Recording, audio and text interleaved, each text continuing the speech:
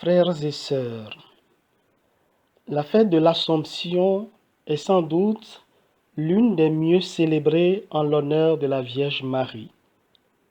Beaucoup, en ce moment, ont choisi de se rendre à Lourdes, Fatima, la Salette et dans divers autres lieux de pèlerinage. Ensemble, en communion les uns avec les autres, nous nous tournons vers Marie pour invoquer sa protection. Dans la grande famille des chrétiens, elle joue un rôle maternel. C'est Jésus qui l'a voulu quand il était sur la croix. S'adressant à Jean, il dit « Voici ta mère ». Et à travers lui, c'est l'ensemble des disciples qui est confié à l'amour maternel de Marie. Les lectures de ce jour nous apportent un enseignement de la plus haute importance. Les deux premières lectures nous parlent de victoire du Christ sur la mort et de la victoire de la femme de l'Apocalypse sur le dragon, représentant les forces du mal et de destruction. Saint Jean, dans la première lecture, et Saint Paul, dans la seconde, annoncent, chacun à sa façon, une bonne nouvelle. Le mal, la haine, la souffrance, la mort n'auront pas le dernier mot. Le Christ vainqueur veut nous associer tous et toutes à sa victoire sur le mal, sur l'échec et sur la douleur. Et Marie est là pour cheminer avec nous, pour nous soutenir, pour nous apprendre à accueillir un peu mieux la volonté de Dieu dans nos cœurs, dans nos vies, dans nos familles. Malgré nos chutes et nos échecs, nous pouvons la prier de nous garder courageux dans notre combat contre le mal. Si nous le voulons bien, si nous lui tendons les mains, elle sera toujours là pour nous aider à nous relever et à chanter la joie du Magnificat. Le récit évangélique de la visite de Marie à sa cousine Élisabeth est plein de fraîcheur et de joie.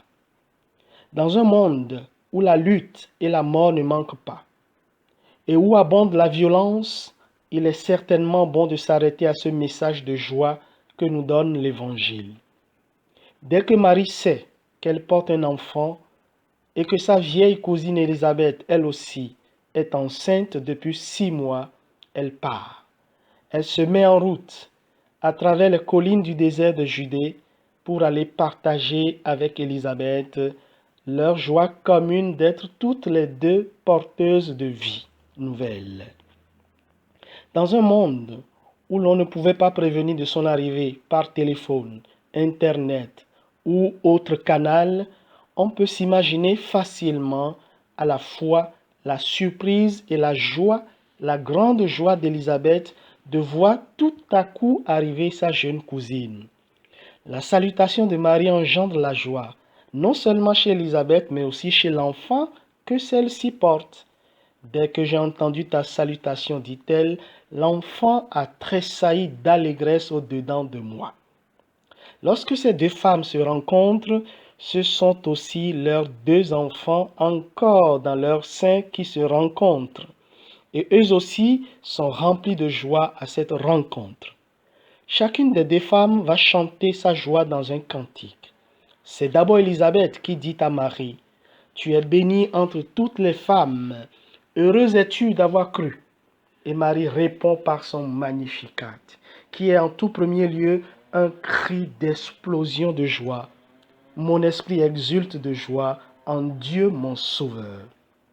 Frères et sœurs, ne laissons pas les bruits de violence, de guerre et de mort autour de nous dérober notre joie et notre espérance.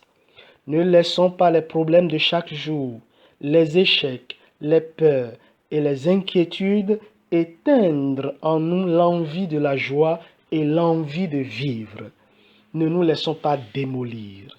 Ne baissons pas les bras par découragement. N'ayons pas peur de nous mettre en route, de courir le risque de la rencontre. Notre engagement quotidien contre la souffrance, contre la haine, contre l'injustice, contre les fausses valeurs de la culture ambiante a du prix et de l'impact. En ce jour, quel que soit notre âge, que nous soyons des adolescents de l'âge de Marie au moment de sa visite à Élisabeth, ou des personnes plus âgées comme Élisabeth, laissons l'enfant qui demeure toujours en chacun de nous entendre la salutation de Marie et laissons-nous pénétrer de la bonne nouvelle annonçant que la vie est plus puissante que la mort, que l'amour est plus fort que la haine, que les hommes peuvent bien vivre ensemble, sans barrière, dans l'ouverture, dans la concorde et dans la compréhension.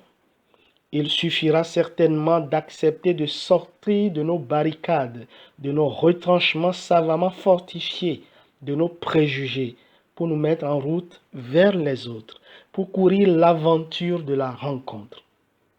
Comment pouvons-nous goûter à la joie de la rencontre, de l'amitié, si nous restons par peur enfermés dans nos maisons, dans nos certitudes, dans nos idées, dans notre orgueil et dans notre suffisance? La visite de Marie-Élisabeth nous rappelle que nous sommes nés pour vivre ensemble. Et parce que nous partageons le même espace de vie, la même histoire, les mêmes combats, nous n'avons pas à vivre simplement juste à poser les uns à côté des autres, mais nous avons à vivre les uns en relation avec les autres. C'est ainsi que nous formerons une même famille dans le partage et l'ouverture aux voisins. Puisse l'intercession de Marie, Notre-Dame de l'Assomption, qui a accepté de sortir de chez elle pour se mettre en route, la première, pour aller visiter et aider Élisabeth, sa cousine, nous aider à réaliser cet idéal de communion, d'entente et de partage. Amen.